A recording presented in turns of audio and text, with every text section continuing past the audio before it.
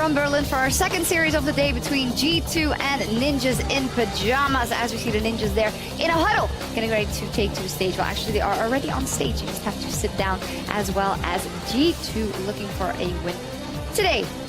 And we are joined here by Tristan Frouwer of Evil Schrage, the mid laner for Misfits, and just coming hot off a win, and the player of the series. So congratulations. Oh, that's nice. That is nice. That's always nice. So do you feel like you had the kind of the biggest influence in the games that you won? Or? Well, so I think we just played really good macro in game 2 and game 3. So I got like when you get like a 6-0 Cassiopeia, there's nothing you can do wrong. How much macro is there involved when it is a 6-0 Cassio? You know, there was like the first bot lane dive, and I actually didn't care who got the kills, but in the second team fight I got 3 kills again, and then it just snowballed from there, and we just always peeled for me, and it was just really great to play. Well, in game 3, you did make your own advantage, I would say, very well. So overall, very deserved. But let's turn to the matchup at hand. G2 versus NiP, and G2, they lost the Clash of Kings versus Fnatic on Thursday, and they're looking to strike back with a win. So if you know the players of G2, and obviously we know that there's been some circumstances, Perks hadn't been feeling well, but if you lose that best of 3 versus Fnatic, Henning, how much of a statement do you want to make here today? Yeah, G2 showed some weakness against Fnatic. I think they, of course, they had the excuses that they could make. You know, they weren't as well practiced. They had some medical issues on Perks. I have to mention Sven, though. He's usually the guy that shows up, even though G2 is doing bad. And he had 2 games on Kog'Maw where he kind of messed up his positioning in teamfight. Just got 1 shot by Caps a couple of times in a row. So not too impressed by Sven, actually. Yeah, and I think that's usually... when you think about G2, Sven always does well. So when he isn't able to, it means that the team isn't quite on the same wavelength yet, I guess. What did you think of the loss versus Fnatic? I just feel like that Fnatic has a really unique playstyle. It's really hard to play against them, since they play so much around the AD carry and the roams. They play like Aurelion, Sol, Taliyah, mid lane, Syndra. They always want to get the priority mid lane and just roam to side lanes, and they always play the Shadow on top lane. I feel like they just have a really unique EU style. They don't really play much of this LCK picks, I think, and it works really good for them. Sounds to me that you feel like even with a full practiced G2, you think Fnatic might still have a chance. Yes. Absolutely. Okay, cool. That's very interesting to track as we're going forward. But now G2 is up against the Ninjas in Pyjamas. And Ninjas in Pyjamas a bit polarizing in their first series. Some good things, some bad things. Power of Evil, you got to play versus them, and it got pretty messy. So what is your overall impressions of them? Well, so in the series against NiP, we had 2 times the really hard winning bot lane. So Igna could permanently roam mid lane and help me out to get priority to chunk Nagne. And I just felt like that they didn't really play a lot around their mid laner, and they didn't really support him a lot. They didn't give him good out pushes, they didn't gank a lot, and it was just really hard for them. Yeah, we can see here from the Baron plays, though, that there were some chances for NiP to come back. Power of Evil, what's going on here with the Baron plays? We just screwed up really hard. One Baron, Max was like screaming in comms that he can't see, and we were like, what can you not see? So it's like he was smoke screened, and we were like really confused why he cannot see. And the first Baron, there was like really chaotic communication. Igna wanted to like hit the blasting cone and kill Graves, and Max had said before that he wants to kick him out. So we just really, as a team, there's nothing to blame on. So it was messy from your side, and it's also telling for the side of NiP. If it has to come down to stealing the Baron, it means that you're not really doing that well. In the rest of the game, it's about individual performances. Power of Evil, you said Nagne didn't really get the help from his team, and we want to take a look at Nagne versus Perks in the mid lane. Perks, of course, super hype right now after MSI and then coming back and trying to find his form again. How do you think this matchup will influence the game? I feel like it's going to be really hard for NiP, since Trick and Perks play really good together. You could see it in MSI that they got so many kills against their mid laners. And as I said before, I felt like Nagne doesn't get a lot of help in mid lane, so I feel like it's really favored for G2 here. Yeah, we've seen Nagne on a couple of Galio picks, so I want to see him just on the safe champion that can wave clear, keep the wave away from his tower, and then just be safe from the ganks. I don't want to see Nagne go into a skill matchup versus Perks because, well, we know what happens. We do know what happens with Perks, and if you talk about making a statement, Perks is definitely someone that's going to want to show that they're not going to lose another series when it comes to G2. We talked to Alfari after your guys' game and asked him also what's NiP's chance, and then always for a weaker team you say, well, they got to get an early advantage and snowball it, but that always seems to be the answer. Well, yeah, it's always the same. If you get an early lead, you can try to snowball it. So they should play like really strong champions, like a Java on top lane who can always push in, maybe like a Karma, Ashe in bot lane, so they can help out Nagna in mid lane, and I think that's how they should win. Yeah, I agree on the utility bot laners. I think Hikyo and Ashe looked okay. His Lucian was not something I want to see again, so I want to see these utility pushing safe bottom laners and then look towards the top side to make the plays for NiP. If we turn it on its head for G2, and if we think about the fact that they definitely want to win this series, Ven also tweeted it's about that #1 spot and staying in contention. So what would you kind of want to test as G2? Where would you want to put your focus? I think playing some top lane carries for Expect is something that you could try to throw in there. We did see him play Jace earlier on against Fnatic, and keeping up with the top lane carries is something I think is interesting in the current metagame and something I'd like to see from G2. Power. I'm actually not quite sure what they're going to pull out this series. I think it comes down to blue or red side, since it's a lot different, because you aim to get Zac and Xayah and these champions on blue side, and on red side you kind of want to get especially the Xayah Rakan combo, at least in EU. Yeah. So it's like, I think it depends on the side selection a lot. All right. Prediction-wise, I feel like it's not going to be... Well, you actually come out with the strong... or like the weird predictions. I have done some predictions with my heart earlier on. Can't do it today, though. It's G2 NiP. It's too big of a skill difference, so I have to go with G2. I think G2 is going to win, but I'm always for the underdog. And since NiP was my first team... Yeah. In my professional career, I'm cheering for NiP. Yeah, tell us that story. How were you involved with NiP? Well, so Alex Itch messaged me on Skype and was like, "Can you fly over in 2 days? We have DreamHack to play." And I was like, really like no names. I was like, "Holy shit!" It's such a huge professional player. I was like, "Yeah, of course I'm coming." And it was actually the first time I played. It was the first offline tournament for Perks as well. So really there fun. you go. A little bit of history, new history in the EU LCS. Well, we'll see what the Ninjas in Pyjamas can do against the EU LCS champions as we leave it to our casters for Game 1. Thank you, Shocks. Good evening, ladies and gentlemen. I'm Daniel Dracos, bringing you this matchup along with Martin Deficio Lunga. And before we get into it, remember that we have 2 more series tomorrow, starting at 5 p.m. Central European Summertime with Splice versus Mysterious Monkeys. But enough about those guys. Let's talk about NiP. Let's talk about G2. That was quick. We didn't want to talk about them. They'll see it tomorrow. There will be plenty of times. But let's just jump into it. Let's start by taking a look at that Ninjas in Pyjamas lineup, starting on the blue side. In the top lane, it's going to be Prophet. In the jungle, Shook. Mid lane, Nagne. AD carry, Hikyu. Support, Spraddle, and coach, Nico the Pico. Hard to say last name. Funny little story from Power Viva right there, starting on NiP. A lot of professional players in Europe actually were playing on NiP at some point. Even people like Mythy obviously was on NiP. Never, funny enough, made it back into the LCS when they played for the organization. Oh, something you have in common, huh? Well, I always made it back into the LCS. One way or the other, player, caster, doesn't matter. Now we're here. NiP, though, we want to see something cool in this game. We're not expecting a whole lot, but whenever we say that little early snowball into some crazy picks, it can happen. And it definitely would be crazy because they are going up against the absolute kings of Europe. Even after their loss against Fnatic, it is G2. Top lane will be Expect, jungle Trick, mid lane Perks, 80 carry Sven, support Mythy, and their coach Joey Youngbuck, Steltenpool. Good thing you added at the end there. Even after the loss against Fnatic, of course G2 Esports are still the kings of Europe. You won 3 splits in a row. So yes, you might lose a game in week 2. Doesn't really ruin your reputation. And I like it because I like to see the throne contested. We want to see our top teams with a lot of parity. We don't want anyone to be undisputed at the top, but for now, those titles do carry G2 to that position. And of course, it is still early in the split. They did take a vacation, but now, after that game against Fnatic, they have to be hungry for a win here. They do not want to go any lower than they already are. 1-1, not a record G2 like to have. No, I mean, they already talked about it, and this is a team that normally actually goes undefeated through a split. Normally. Almost undefeated. Obviously, they did lose to Rocket at the very end, but they had a full year of not actually losing a series.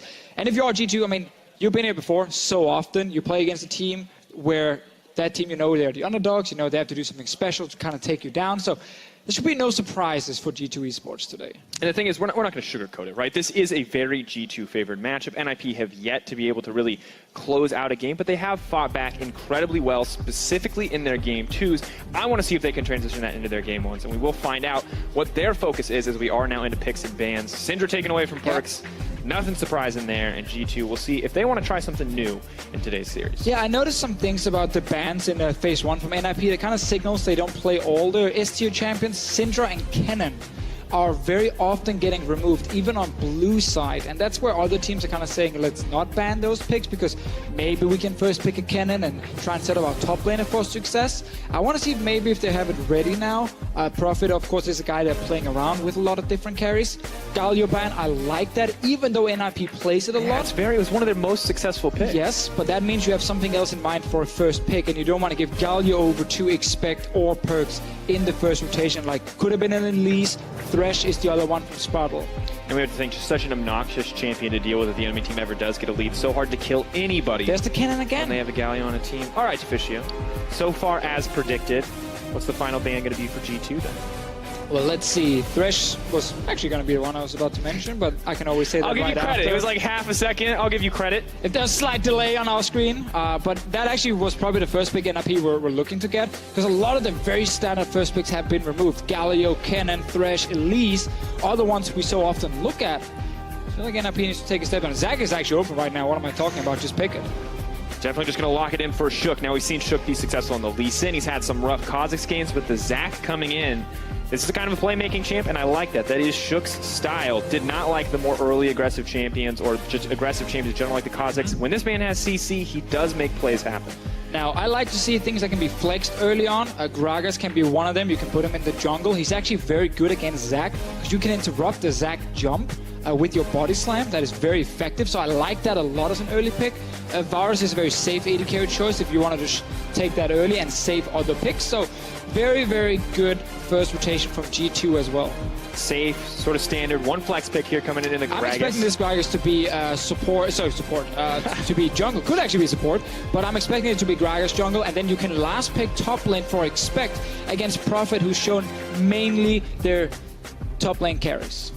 Well, we've seen Give me Ashe, some different picks from him, but the Jarvan seems to be the most successful. And if Expect is comfortable There in we that go. matchup, knowing what they're going to get. But I like this from the side of NiP, giving Hikyu that Ashe. The Ashe, Yep. the Ziggs. When he was on Giants, these are the champions we wanted to see, and you're seeing them now here on Ninjas. You might even now go Karma if you want to get a really safe bot lane, or Jace if you want to have a flex choice here that you can both put mid and top lane. Both options are very good in my opinion. Tahm Kench, when you have not seen the enemy support, is fairly risky, because that means Braum can now be locked in by Mythi, and you actually guarantee a very strong 2v2 combo for G2 that's good in the laning phase, but also very good once we get into team fighting, if that is what he wants to play here. Sadly, blocks a potential Blitzcrank. I really want to see more Blitzcrank. Oh, okay. You really want to see stuff. that? See, I'm surprised. Normally, I would not expect you to want to see a more. I thought you want more tactical champion, unless like. Hey, run up Blitzcrank's and throw Braum. a They're hook. pretty cool. All right, fair. Interesting Janna pick coming in. Mythi showing off the diversity of his support champion pool. I mean, you're playing against a champion in Zac that has only one way to get into the fight. Now when you have a Janna and a Gragas, you have two ways to knock the Zac back out of the fight, and then suddenly he won't actually be much of a threat. So I quite like Janna as a champion in this meta against some of those all-in. She's also very good against Jarvan, which has been one of the main picks for Prophet. So I feel like with this pick here, G2 are kind of hitting NiP multiple places. It's interesting because they're not banning a lot of the champions away. Instead, they're opting for picks that are really good against the composition that Ninjas and Pyjamas have tried to run. That Jarvan, these engage options, the disengage with the Tahm Kench. And that's where we need to see NiP show something different top lane. We also know Taliyah is a massive pick for Nagne in mid lane, especially with the Tahm Kench. Could definitely be an option for him. Orianna is available though if Perks wants to take that as a blind pick, and then you can last pick top for Expect, as we talked about earlier. I think that would be a very smart choice for G2. And we remember still the flexibility, of course, to flex that Gragas to the top lane if they think it is the best choice. But now we'll find out who is that last pick going to be for. LeBlanc, Fizz, Syndra coming out. We've got a Cassio as well. A lot of focus into the mid lane in terms of bans. So not a huge pool left. Maybe just opt for the blind pick Orianna. Just take blind pick Orianna, last pick top, so you know exactly what you're playing against, and you don't need to show where your jungler is going. Ooh. Lucian is the other one we see mid, blind picked a few times. Lucian in Europe actually kind of sucks. 7 games he's been played. Febiven is this only successful Lucian. Yeah, 7 games he's been played in, 29% win rate only, KDA of 2 as a champion. It's one of the lowest when you look at the top 15 picks in our region. But this is going to be Perks' pick in mid. I would just take an Orianna personally, especially when you have so much disengage, but Perks maybe wants to have a bit of fun. Have to see. Aggressive pick in the early game. Clearly looking to kind of win out on this laning phase early on. Nagne says, not having any of it. I'm going to push the lane. I don't want to trade with you. Don't want to deal with that. So top lane, what do you want here? Jace is open for Profit. Profit did play a few tanks in the past. The Jarvan here, the thing is we talked about him already, but I really like G2's comp against Jarvan specifically. I think this is a risky pick from Profit. Very hard to execute the Jarvan in these team fights. Now, top lane, if you are G2, Fiora is open, and that pick is really good against Jarvan if you want to take that and play the Gragas jungle. And we look at all the potential CC options that can be parried.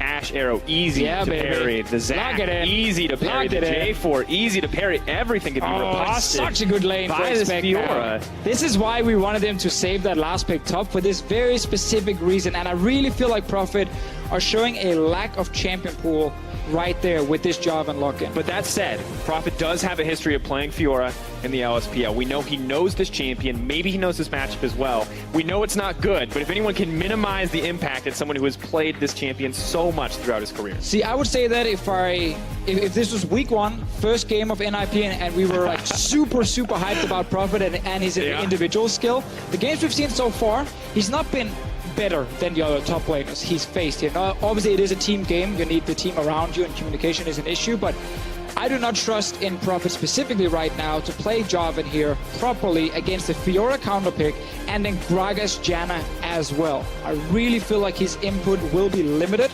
in a game like this unless he has a monster performance. But we look at it at the same time. We heard from Alfari.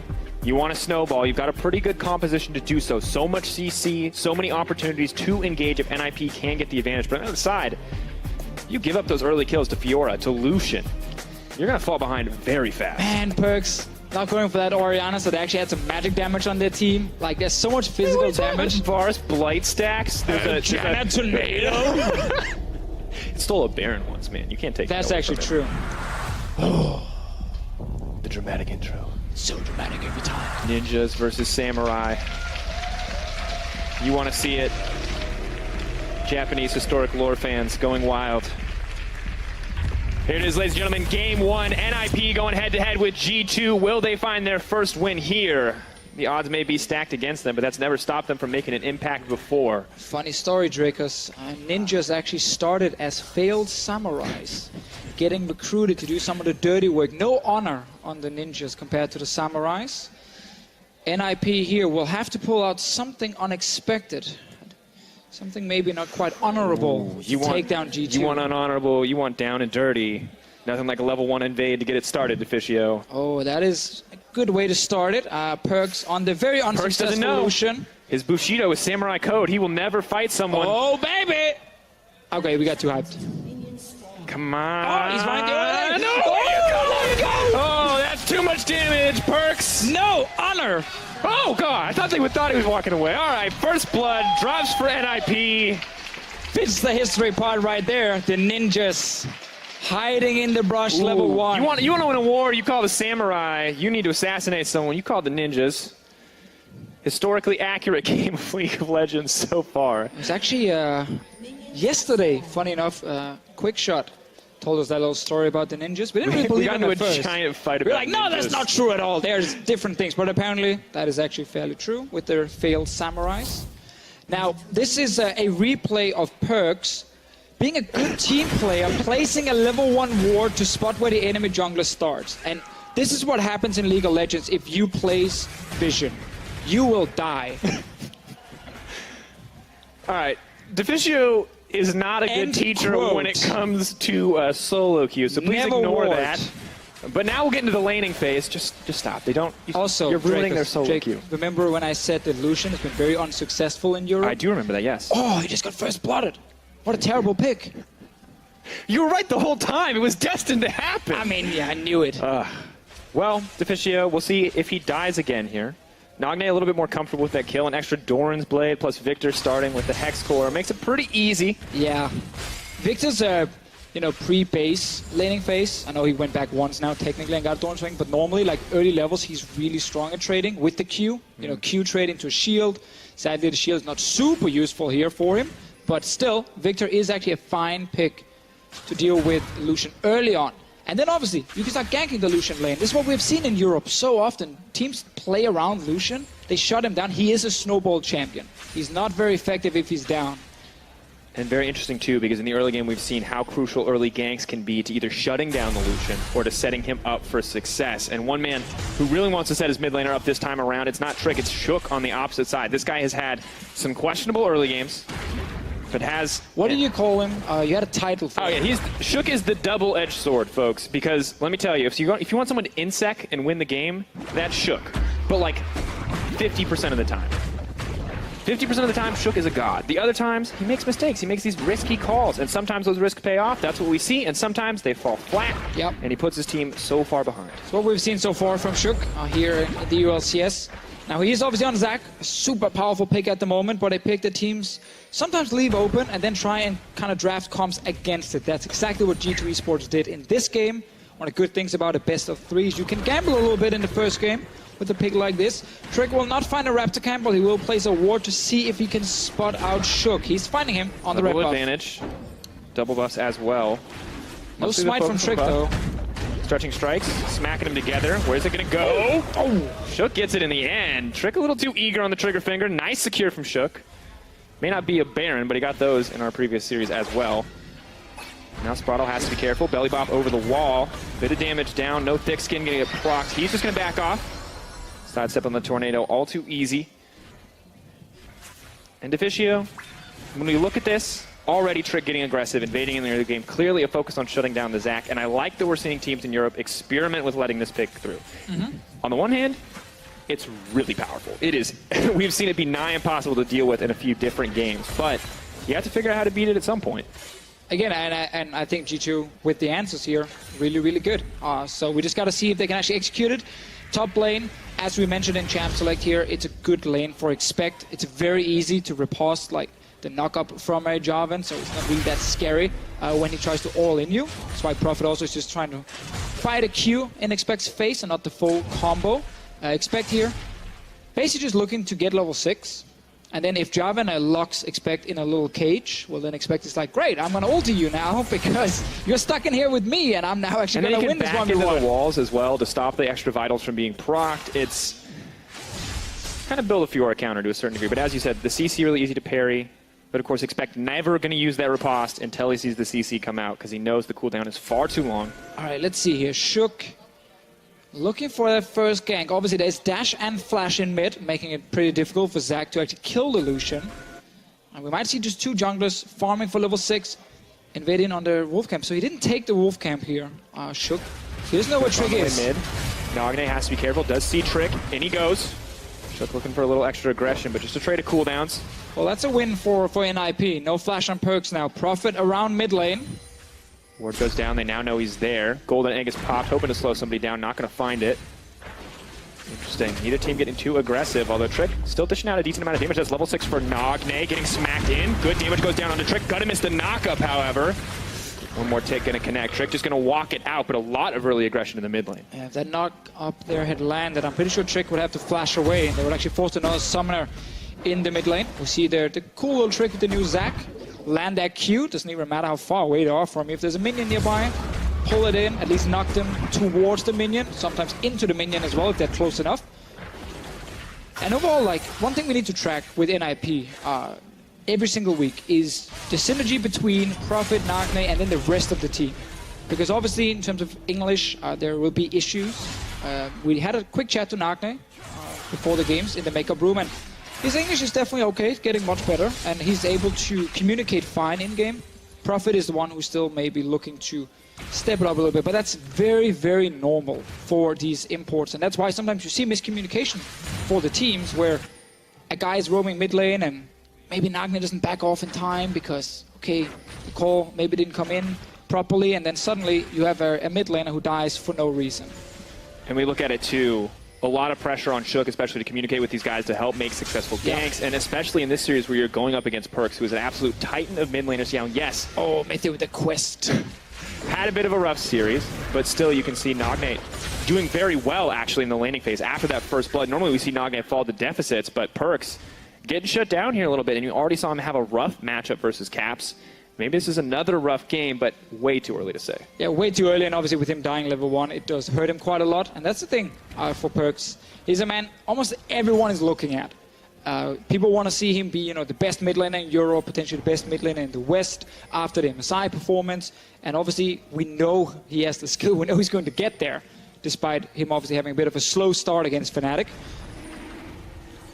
And the question is not, is he going to reach that same level he played at MSI? The question is someone else in Europe going to catch up? Or how fast is Perks going to get back up there and claim it? I think actually in Europe we're pretty stacked mid lane, which is super interesting. Cap's obviously showing up big time, young guy still. I think some of Nagne's performances already as well have been a pleasant surprise. Yeah, he's actually done really well, especially outside of the laning phase, where we've seen the Talia plays around. Overall, like, you can highlight a lot of mid laners here in Europe, and a lot of people will praise them. Exile, Power Vivo, Febiven, all these different guys. Now as we see it though, game just continues on. The single kill for NiP, really the only boon that they've got so far. Despite all of that, G2 has a bit of a gold lead, and so much of that is expect on the top side of the map, just consistently bullying out Profit. And as you said, level 6s are coming in, but without committing ultimates. Expect just starts to win those trades. And if you guys think this is bad now, it's going to get way worse up in the top lane. Like, once you get a few items on Fiora, you're literally going to run at the Jarvan and just kill him in no time. And look at those tabbies, Deficio. Already trying to mitigate as much damage as possible. Expect not even concerned about winning fights right now. He says, I'm going to build a Cole, we're just going to play the waiting game. Yeah, I mean, you literally just want to farm up, get your Ravenous Hydra completed, get a Black Cleaver in there for some nice cooldown reduction, but armor reduction also against the Ninja Tappy, and then Fiora just takes over the entire side lane.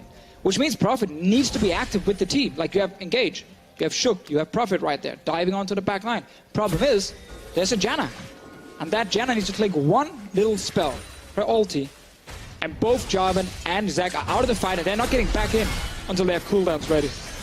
Such a difficult spot to be, of course. They gotta just go mid, honestly. Yeah, like Shook is doing now. I think this is smart. Goes down, stretching strikes can connect. He has nowhere else to attach it to. All to try to pull him back. Let's bounce, goes wide. Once again, a bit of a misfire here. Yeah, Shook, I think he flash actually ended up on the side of Perks and not straight on top of him. He tried to, obviously, with the slow, see if he could then maybe shoot Perks back towards Nagne. He'll use this time. I guess they got flashed the first time. Heal the second time. Flash still down, maybe hoping to find a repeat gank in the mid lane. Mithy's not going to have it, though. He's already roamed mid. He's ready to back up Perks. Knows that he's still vulnerable, waiting for that flash to be back up before he looks to leave the lane. And now one thing a lot of people didn't really realize, because we don't see this item very often, like the Ancient Coin, obviously on certain supports, with the quest where you gather all these coins and the mana around the map. Once you fully complete it, you get that free skill up. The one skill up that is actually fairly decent on some supports. When we look at Janna. Yeah, flash is too far on the side.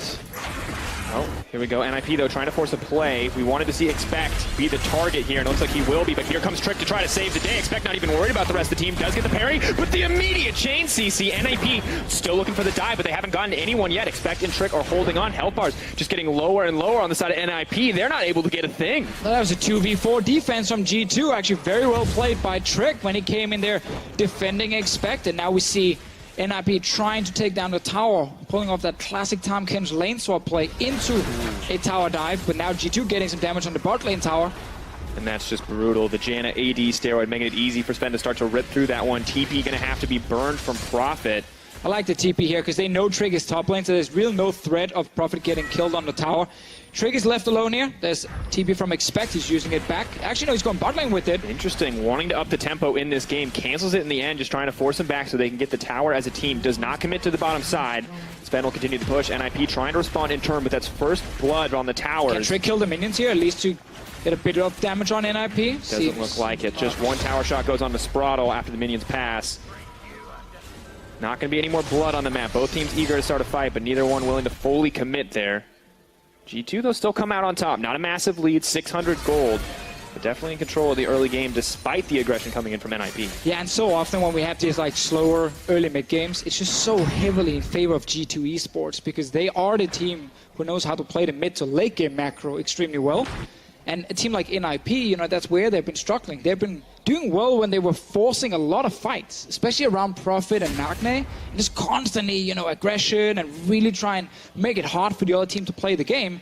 In a game like this where it's super slow, well, that's actually heavily in favor of G2 Esports. And of course, G2 just went up against another team like that, better than NiP at forcing fights quickly, Fnatic.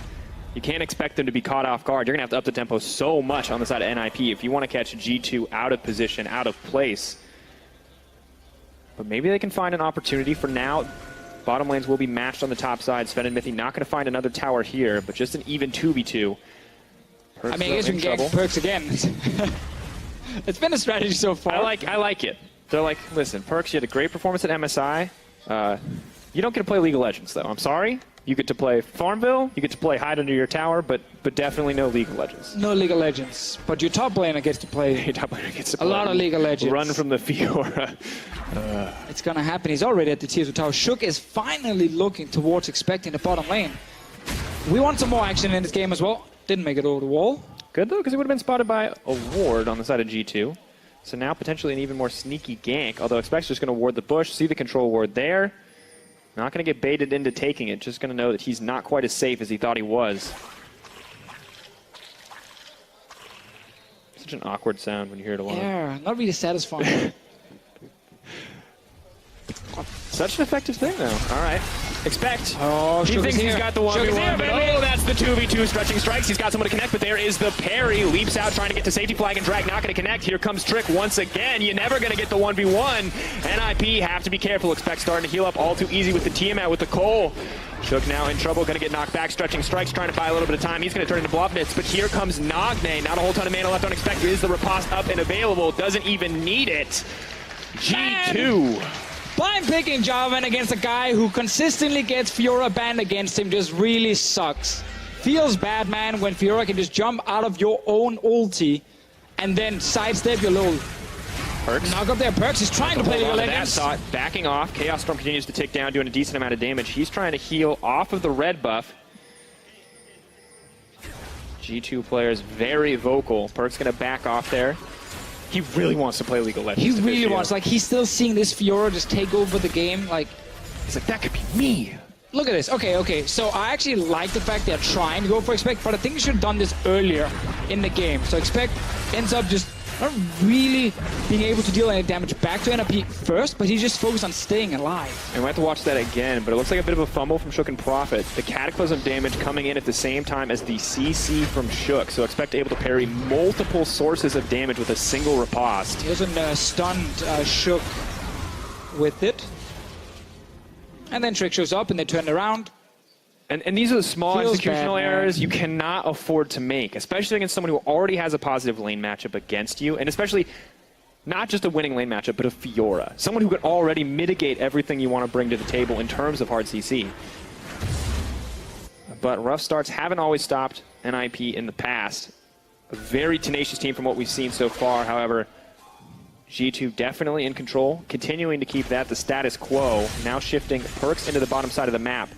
The problem for NiP, though, compared to like some of the other games they play where, you know, if they fell behind, they could make plays, was they're like Talia mid or Galio mid, you know, stuff where Nagne can really leave the mid lane and just join a potential fight and kind of create the chaos that way. He's on Victor now, and while it's a good champion for him to try and carry, he's not going to leave. He's not going to go top, he's not going to go bot, he's not going to surprise G2. Like, it's a very, very standard champion just sitting farming mid, and you always know where Victor is on the map. Like, you should never be surprised. Oh, Victor's top lane. How do you get there? And it's rough because, in theory, I can see the dream combo, right? You have the Zac, you have the Jarvan, you have the Victor, the Chaos Storm, the Gravity Field, but Expect doesn't have to take those fights, ever. Listen, I'm into it. I get it. I'm with you here, Dragons. I want to see it as well.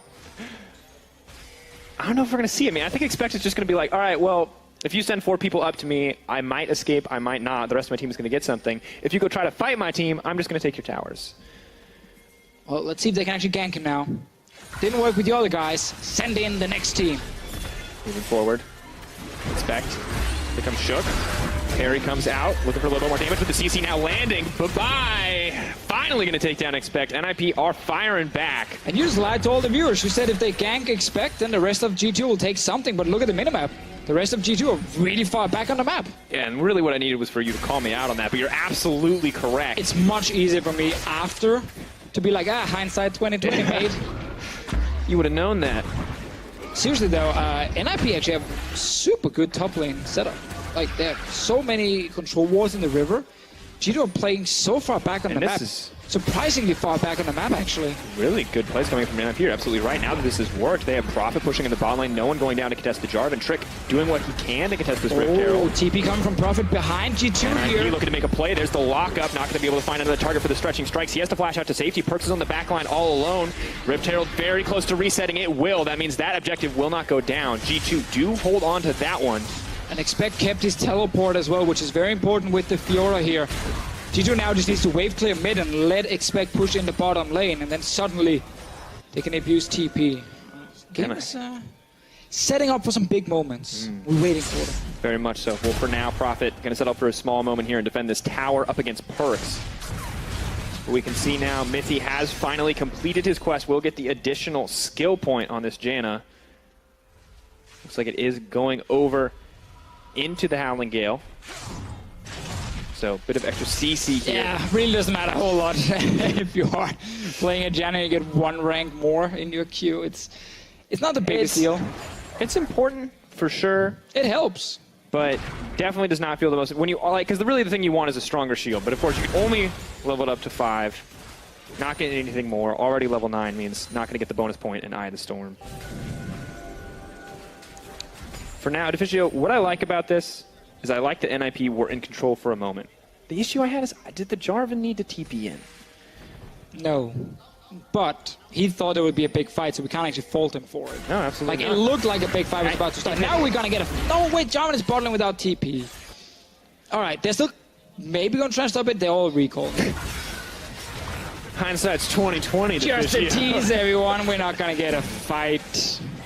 All right, well, about 20 minutes. They're going to take the Rift Herald just in time on the side of G2. They can use that to pressure out. Maybe they'll also be able to set up the vision around Baron. And Perk's going to grab a top lane tower. G2, not a whole lot of crazy action on the map, folks, but they're pulling ahead with the 2K gold lead. They're looking to grow more. Sick Rift Herald right there. Trig last time thought it was a trigger ward he had to jump on. Actually fighting. Pulling him back in. That's good damage. Mithy's going to go down. No chance to knock the rest of the team out, but they have to set their sights on the Rift Herald. One more auto onto it. Greg is going to get credit for taking down that tower. Meanwhile, Prophet on the bottom side, he's going to grab one as well. Interesting exchange. G2 still hold the lead, but that may have been NiP favored. Well, I like that play here from NiP, just forcing an engage onto Mithy straight away while Prophet taking the bot lane tower. Like, this game is still very close, despite G2 being slightly ahead in gold. And if you can keep engaging on Mithy, which should never happen in future fights because Janna is never in the front line, then maybe, again, you can go in without her actually using that ulti to stop you.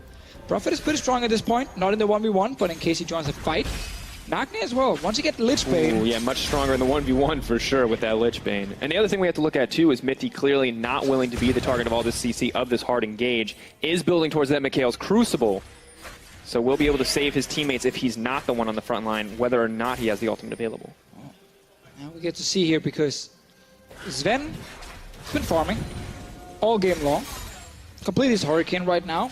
Not done anything in this game. Can't fault him for it, but he's not really done anything.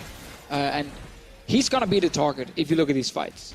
Because you're that little lady carry sitting right there against the Jarvan, against the Zac, even against the time control, to like a lot of ways to try and get onto this little lady carry. Let's see. Fiora dash parry. Okay. Lucian dash. Yeah. Try party slam. Nothing. All alone on his little lonesome. He gets caught out. He goes down. There are no tools to help him escape, but Perks can have to see if he has enough tools in the kit. Exhaust goes down. Shook trying to buy a bit of time. Nothing to connect the stretching strikes too. Dishing out a decent amount of damage onto HeQ. Spraddle may just eat him up. Arrow still connects. He goes down. That's a kill for the support, but G2 aren't done yet. They want to take the fight. They know everything's been used. HeQ's off all on his own. Mithy moving forward, expect onto the back lines, but he's moving forward. NiP trying to keep this one rolling. HeQ is completely untouched.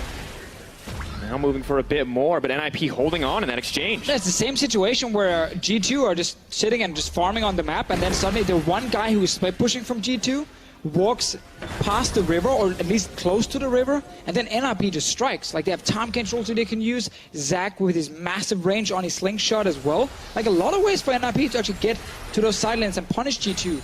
And the thing for G2 is they can't really get mid lane control because Nagne, the thing we actually highlighted as maybe a problem for NiP, him not being able to move, he's just holding mid every single time. So G2 are actually not able, this point in the game, to really do anything when the guy is getting ganked in the side lane.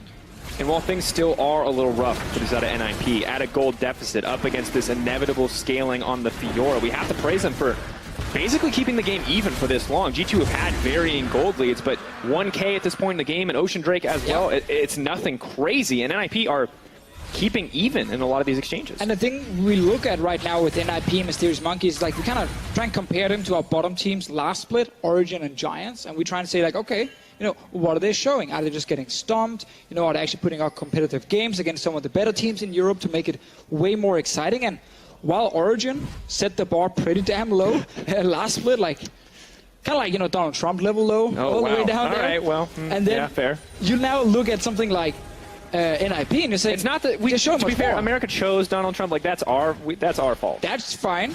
He's still making it pretty easy for future presidents, I think, to do or to look better at least. But the point is, with, you know, Giants and Origin not really being able to do much last split, it makes us super happy when we see something like this from NiP, Mysterious Monkeys yesterday in the second game as well, because we actually instantly get kind of impressed and saying, yes, our bottom teams, they're showing something.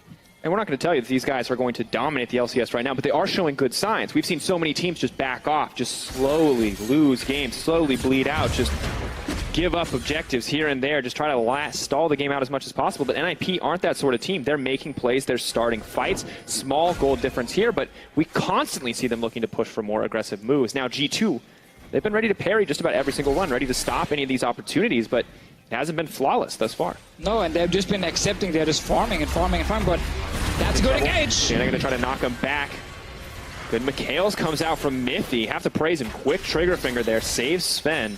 Does still have to burn the flash. And we also have to highlight one of the reasons G2 are not doing anything in this game and why it is such a slow game is because that Lucian pick in mid lane fell behind in the laning phase, got ganked multiple times right after, and Perkz not really been able to do anything in this game. So effectively, the rest of G2 are playing 4v5, and it makes it very hard when you have this mid lane who needs to try and play catch-up all the time. So they're not able to pressure multiple lanes at the same time, allowing NiP to use Tahm Kench ultis, to use engages from Zac, to catch whoever is actually split pushing on the side of G2. And that's why NiP, they're still in control. Look at the Baron setup. So many control wards, like it would not surprise me to see them go for that Baron next, and actually maybe try and force a good fight around it. So many times, though, NiP try to start these fights off, but the stretching strikes never having anyone to connect to. And G2 still not playing scared.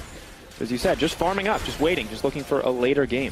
Yeah, and important for Perkz, he sits on 2 items now, boots completed as well, level 15, almost 16 at this point, so he's definitely still, or now, able to do something if he gets into a fight.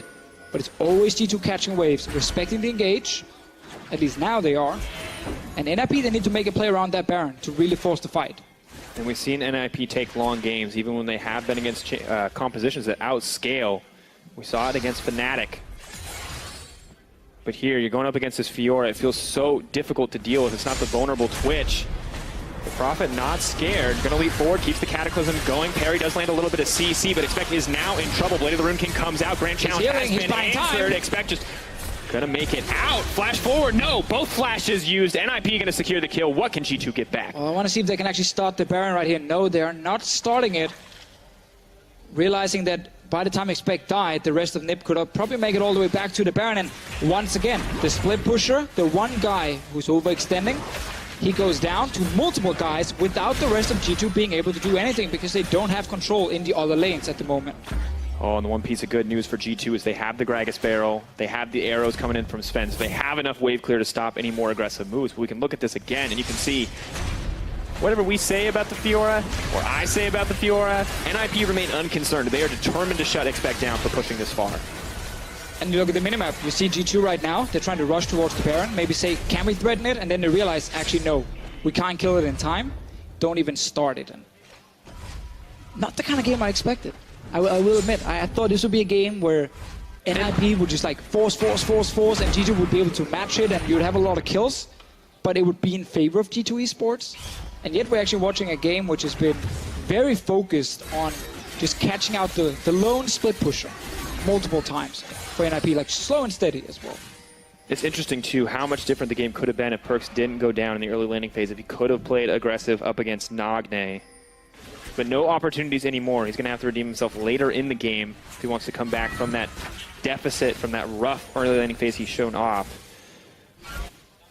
And Officio, I completely agree with you. We expected a complete bloodbath here. We expected non-stop fighting, everything. We expected Unicorns of Love versus Mysterious Monkeys Game 2. That's what we expected here in both of these games. Yep, exactly. But now we see Trick trying to set up a potential fight. I really want to see NiP just play even more towards the Baron and look for these fights here. Leaps forward, stretching strikes. Where's it going to be? Already connected onto one. Arrow does go out onto Sven. Now he is in trouble. There goes the Chaos Storm. Now moving in. Expect trying to make his way to the backline, but Prophet does land the CC. Expect immediately leaps out. He's got the mobility to stay safe, but NiP aren't done.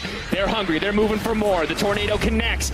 Mithy finds the disengage, but Shook is attached. Trying to find the auto pulls. Mithy back. Mithy now in trouble. The rest of NiP is here. G2 on the back foot, leaping forward, looking for more. Same thing again, where Perks is sitting top lane and now going for Trick. So much to engage coming out. Shook gonna grab yet another kill. Now Perks, the solo split pusher, not what we expected, but he's doing his best to recoup the losses G2 sustained. Yeah, he was already sitting top lane, and that's where NiP, by sitting near that Baron area with the control wards, and just finding ways to engage. From that little side lane brush, Expect is sitting in now. Nice engage here where Sven had to walk down the river instead of back towards his tower after the engage from Shook, and then he Q right after. Let's see what's going to happen now, because NiP, they're going towards this Baron with 2 guys dead on the side of G2. This avoid not available, no surprise plays onto Perks. G2 doing their best to collapse, but Trick is not here. All the damage dealers are, however, all the physical damage G2 can provide is on the way into this pit. NiP, they're doing their best to hold on. Expect going to find the parry. They're trying to keep the engage going. The gravity field is doing so much work. The Baron going down. NiP gonna take it, and they're still looking for a fight. Mithy trying to protect the team from the backside, but Shook is so difficult to kill. He's gonna go mini. He's gonna go into the blobs, but it is not enough. Nagne coming in clutch with that double. So Baron for NiP only losing 1 guy as well. It's looking so good for these guys at the moment. Now with the Baron buff, they will be able to get a goal lead as well. They can just get this mid lane tower down and finally get the last outer turret out of the way here. Not been a good game if you look at G2 and how they want to play out this composition here. Always been trying to just kind of catch the waves and be a step behind NiP, and the Fiora, while she did win her laning phase and looked really, really good early on, she's been overextending and just dying, and the rest of G2 not been able to get anything in return. Shook now, we're just going to look to steal his Mountain Drake as well. Trick maybe hoping to contest the smite, but really cannot afford to as NiP are in control of the map. Deficio, you brought up an issue in Champions. Like, we see the solution. That means everything on this team is going to be AD when the Fiora got locked in as well. For Ninja Tabby. Warden's Mail coming out. It's Dead too Man's much physical Plate. damage, And there's no penetration yet, right? The Fiora doesn't have any of the items to cut through that health, just the true damage on the Vital procs. Could just have been Orianna sitting in there with some AP damage, but instead, full physical damage comp from G2, and they're behind! Nothing to say there. Nagne unstoppable. That's the combo we wanted to see. Did miss it a little bit, but it just doesn't matter in the end. NiP now looking to break the base. Trick trying to keep the fight going. Spraddle can't pop the gray health in time. That's some thick skin. Flash also going to take him to safety. Solo! Cap just lost some weight. Hitbox not quite as big as it used to be. Oh, he's fast on his feet. Deficio, moments ago, we're like, we did not expect an even game. We expected a bloodbath. I don't think we expected a lead for NiP either. They are in control right now.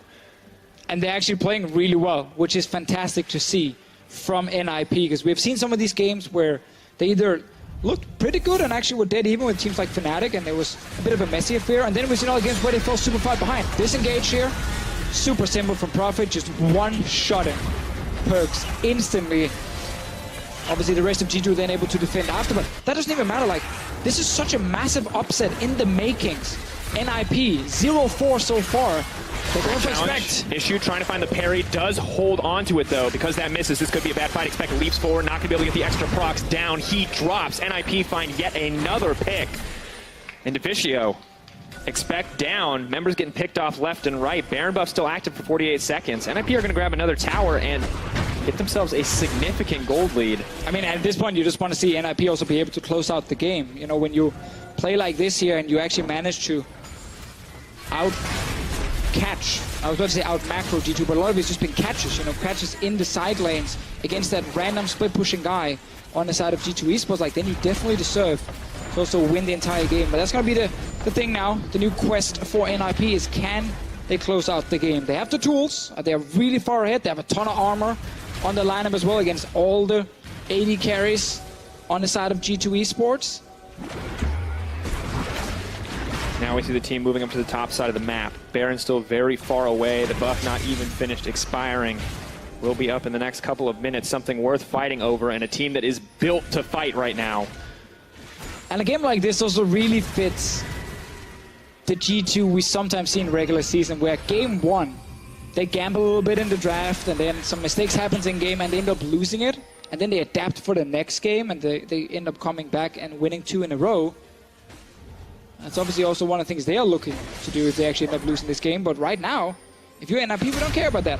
We literally just care about the fact that you are winning. One game at a time, Deficio. Whatever Yes. they ban, they can figure it out in game 2. NiP just want to find this first one. They want to put G2 on the back foot. Yes, that's why I said 0-4 before. Obviously, in terms of series, there's 0-2 so far, but they've lost 2-0, 2-0, despite having some close games in there.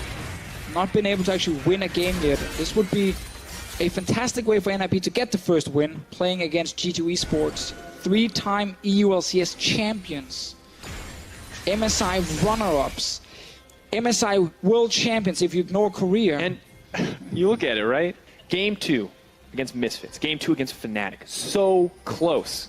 So many fights going in their favor. Such long games. You find a win here against G2 in your first game, that builds you a reputation pretty quick. And for a guy like Nagne, a guy like Hikyu, who we saw some pretty good stuff on Giants, not the best AD carry for sure. This is exactly the kind of thing that they want to kick off their season. Yeah, it actually benefited NiP so much that Nagne was on a champion where he individually can really carry a team fight on something like Victor, where he didn't actually need to join the teams on the sidelines, even though it's something they've been used before. Let's see. Zach goes forward. Where's the Tom Kench? Doesn't need it. Flashes out to safety. Shook is the man in trouble. Does pull Trick back into the team. Not sure if that's what you wanted. Cass comes out. Silence moving forward. Probably going to land the CC. Not going to throw the Chaos Storm back, however.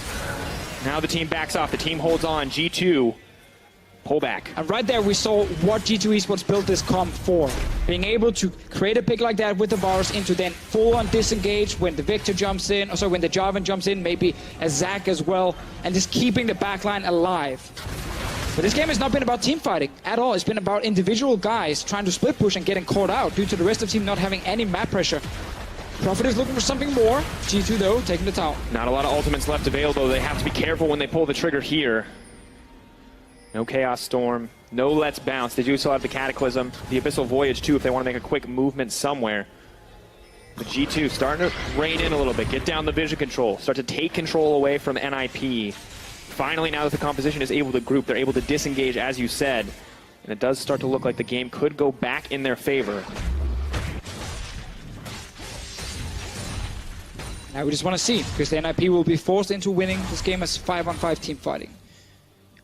This late in the game, you can't really win it through pure split pushing. We're not expecting G2 to continue getting caught one by one in a side lane. They must have learned the lesson by now, and as I said, Perkz is on a ward against the Tom Kench. And he might actually, if he played aggressive there and Spraddle went to the top side, well, maybe we would have gotten a kill over it.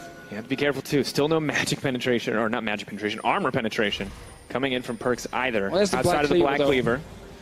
Quite a lot of armor penetration. All right, so No last whisper. No last whisper. We'll give him that.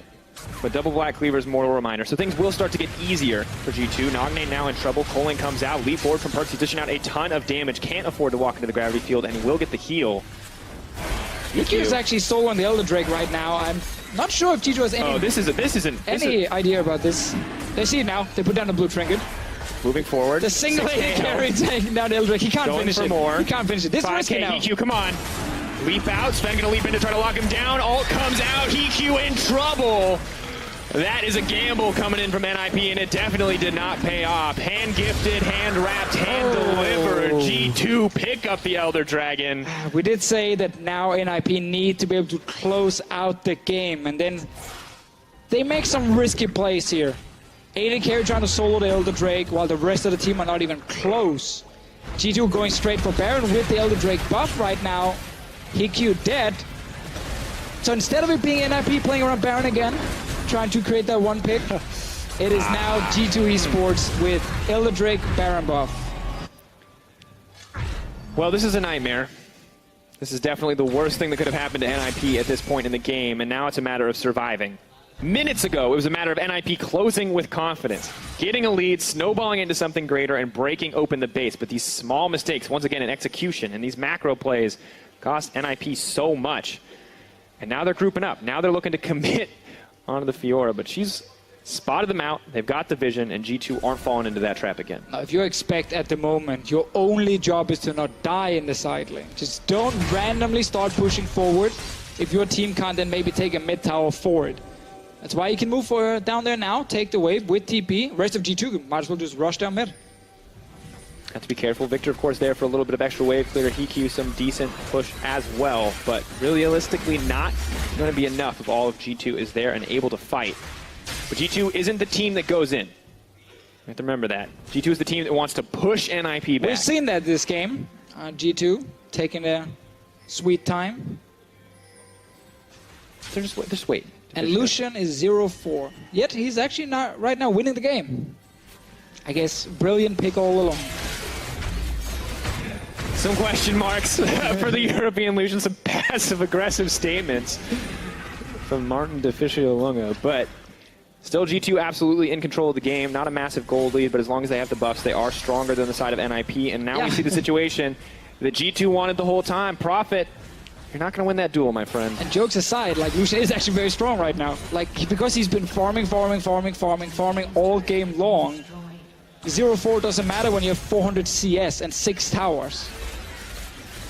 You had solo queue advice for people earlier. Never ward because you're going to die. Don't worry, it's a late game scaling pick, team. I mean, the amount of times in solo queue you always say, don't worry guys, we got late game. Just wait, let's scale. You have to get them to hold on to hope somehow, man. Gotta get them to stay focused. And for NiP, shouldn't be too hard to stay focused. They've been in this situation before. They have taken it to the late game. They have been one of the scrappiest teams in the LCS in terms of surviving, in terms of fighting back. And a lot of that was Shook stealing away these objectives. Well, unfortunately, this time he did not get the chance. I just want to see Nagne one-shot one of the 80 carries. Like your late game Victor, full combo, you know, E, ult, Q, auto. Technically not a one-shot then, I get that, but you kill him very fast. I like your definition of a one-shot, Fischio. I mean, the only one-shotting in the league is probably... Syndra? Annie? Veigar ult? Veigar. Yeah, I think he's the only one who can actually one-shot you. We'll see. He tried. He tried. Holding on as long as he can. Let's Bounce being used, of course, immune to CC during that channel time. The root going chained up. The fight continuing to break out. Sven is alive, but there goes the Victor trying to dish out the damage. Now comes the redemption. NiP just fighting back, stalling out a bit of time on that Baron buff, but it does mean they give up the bot lane inhibitor tower. Perkz pushing forward as well. Nagne can't fight every 80 carry on the team. There are simply too many. Profit desperate to land the flag and drag, not going to find the opportunity in what was at least looking like a solid fight to start out for NiP is now turning against them so quickly. They have overextended and now things are starting to fall apart. There is one inhibitor down, a second inhibitor to follow. G2 starting to clean up the base very quickly. It's such a G2 game. Honestly, they fall behind, they make some mistakes, and you feel like, oh, this is looking pretty bad. You know, they might actually lose right here. And then towards the late game, they just tend to have better shot calling against some of the other teams. And let's see now. Nope, Janna once again. Pulls him back. Team running forward. Nagne didn't used to be scared of Perkz, but man, you got to respect that. The double tap coming in clean. Perkz may have overextended. Got to use the heal to back out to safety. 6K Baron power play for G2. Massive shift. And officially, I feel like we're one fight away from a G2 win. I feel like we might not even get a fight. Like, G2 might actually just rely on the super minions now to force NiP to sit in base, take the last inhibit, and try and play towards his Nexus turrets. Of course, NiP need to try and, you know, get that one pick, but with the Janna in there, it is so difficult, as highlighted so often during this game, for a guy like Profit to have a late game impact. And as good as NiP have been doing, this has to be such a bad feeling. 11-4 the kill score. You look across, you're like, ah yeah, that 1-4-3 Fiora, we did that. We shut down that KDA. That 0-4-1 Lucian, we shut that down too. But now it's late game. Now they have all the items they could want, and it just does not matter what we were able to do. Now it went back down. G2 had the advantage in the mid game, lost it towards, you know, the 30-minute mark, and now reclaimed it once again. And yeah, I mean, it is a really annoying feeling. And teams always say, nah, you know, it's good for the confidence. You know, we were close. We feel good about it. But honestly, you just want to win. Like, and you want to win that first game as well as a completely new lineup. Like Hikyu, Spraddle, Shook. And it doesn't get easier. the further you go into the series. You've showed a lot of your hand potentially as NiP. We haven't seen them come out with anything crazy new between drafts. Maybe we'll see the Talia again here. But I like the fact they're not like trying to cheese or anything. I actually like the fact they're trying to play more standard. No, I completely agree, but at this point, if you're playing more standard and playing standard doesn't work, and that's what you want to be doing, Game 2 is going to be so difficult. You may not find those opportunities that you found in Game 1 to get these leads. And Trick, just a little too tanky. Red buff ticks down. That's the thing, though. We can judge NiP still in this game for their late game, and then obviously next game as well. We can see how they're playing. Next week, they're playing Rocket. That's going to be a huge game for both teams. Obviously, no one wants to be sitting at last place in their group, which is the one that leads towards the promotion tournament. And that's the thing, that matchup's going to be used. Let's see the fight here. Goes forward, arrow does connect onto Trick. Stretching strike's not going to land, but it's NiP who is caught out, knocked back into the team, and knocked down. G2 looking to clean it up. Expect still healing up so much. Flashing from Mithy to keep him alive. GA proc by Profit, but it's not a profitable exchange as he has to back off, and that's going to be it, folks. An explosive finish for this G2 lineup. They want to even up the kill score. They want to have a little bit of fun with it, but the supers are crashing in. The Nexus is in their sight. That's the Game 1 win coming in for G2. In many ways, a very classic G2 win. Some questions early game, some questions in the mid game, but then full late game, if you cannot close out the game almost perfectly against them here in Europe, they find ways back in. They punish whatever mistakes you make, like HQ with the Elder Drake into them, then actually getting the Elder Drake and then Baron to G2, and suddenly everything you did for those 35 minutes, it just didn't matter. It didn't matter in the very end. A lot of credit to NiP though, how they actually played early mid game. Lucian's win rate has gone up. KDA maybe not, but the KDA win rate definitely has gone up. And at the end of the day, it was still a good performance from Perkz in mid to late game. I think he's frustrated though. Like, you feel bad after a game like that when you go 0-4. Definitely a rough one to start it off. But at the end of the day, G2 did start the series with a win. For more, let's check in with our analyst desk. Yeah, Perkz not looking happy. Maybe he's mad at his barber. We don't know. Or maybe it is about the game. Just kidding. No, seriously, if we look at this game, you were saying in the end, though, they were just playing with their food, so to say. But it was a tough game for G2 in the beginning. And I want to bring it back to the picks and bans because Lucian has been very polarizing. We also heard in the cast, Deficio not thinking it was necessarily the best pick, and I don't know if that is what the discussion is currently about because there does seem to be some heated arguments. But where do you put Lucian in kind of the priority if you've seen most of the picks coming out from NiP? Well, so Lucian in general has a really, really strong picks. He can nearly win every matchup and get priority in every matchup. But especially in this draft, G2 went for with an AD top lane and an AD carry bot lane.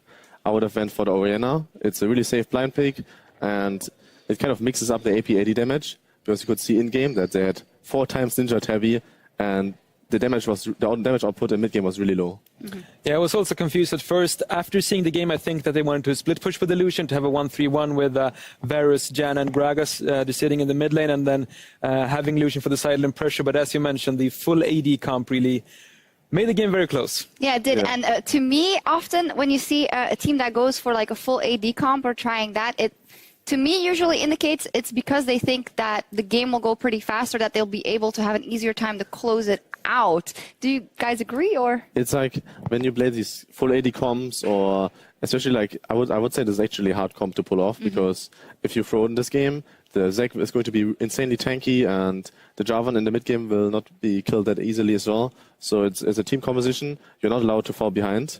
And with that first blood going over to Victor, having like an easier time in mid lane, and I feel like the mid game didn't go that well for G2, so it was really hard for them. Yeah, they still managed to close it out in the end, so maybe they're just absolute gods. Let's run through the game then, because NiP got off to a good start. We're going to take a look at a couple of replays, especially this one, because NiP manages to get off a fight and get the Baron, which puts them in a great position. Yeah, we can see here both Shook and HQ has the ability to engage. Zac jump into Ash Arrow onto Sven, who's been building full damage, so he takes a lot of damage there, and we did see both Mithy and Trick with the ability to cancel out the jump from Shook. Here we can see it happening on your screen, but did not happen a lot, as much as G2 wanted to. Also a good Tompkins Schulte for Spraddle. I felt like in this teamfight you could see that NiP is literally just running as a fist into G2, and G2 is just all the time just spreading out, like first Sven is running away from his team, then afterwards it was Expect, and at the Baron fight now they're like 3v5, and then the NiP plays it really good. They have the gravity field to zone both AD carries, so Expect is alone in the Baron pit, and they kind of destroy the healing with the Tahm Kench eat on the Fiora, and that was played really good.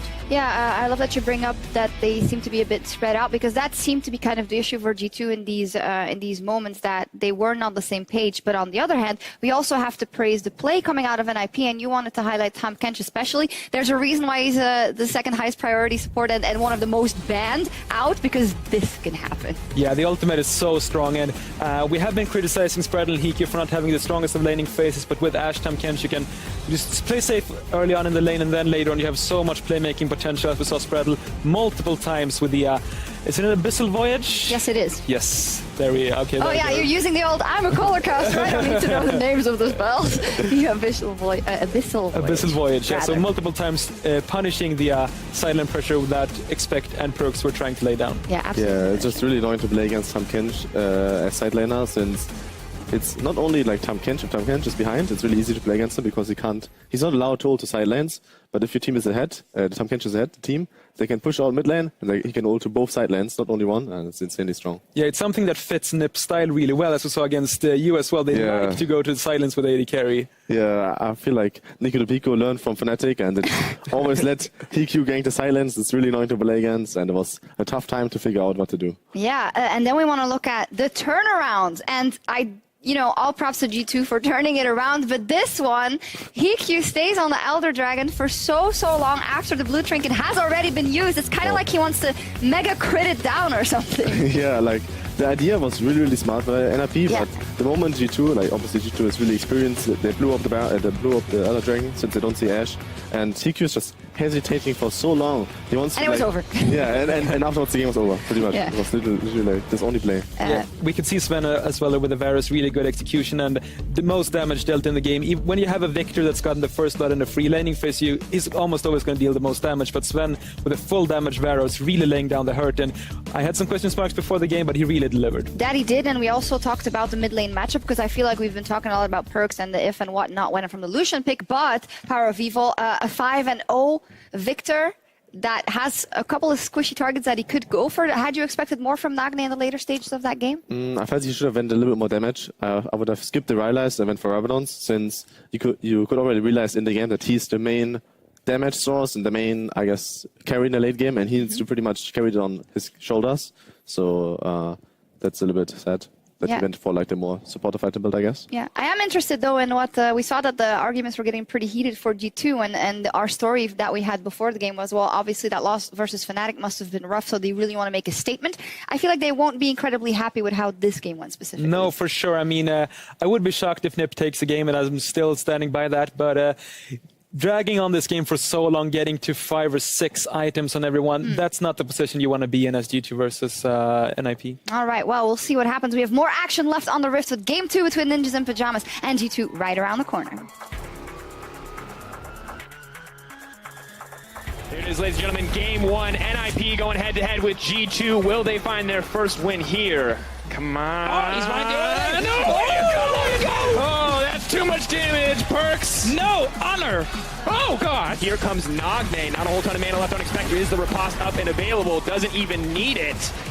G2, the Baron going down, NiP gonna take it, and they're still looking for a fight. Mithy trying to protect the team from the backside, but Shook is so difficult to kill. He's gonna go mini, he's gonna go into the blobs, but it is not enough. Nagne coming in clutch with that double. Trick, stretching strike's not gonna land, but it's Nagne who is caught out, knocked back into the team, and knocked down. G2 looking to clean it up, Expect still healing up so much, flashing from Mithy to keep him alive. GA proc by Profit, but it's not a profitable exchange. Then that's gonna be it, folks. An explosive finish for the G2 lineup. They want to even up the kill score.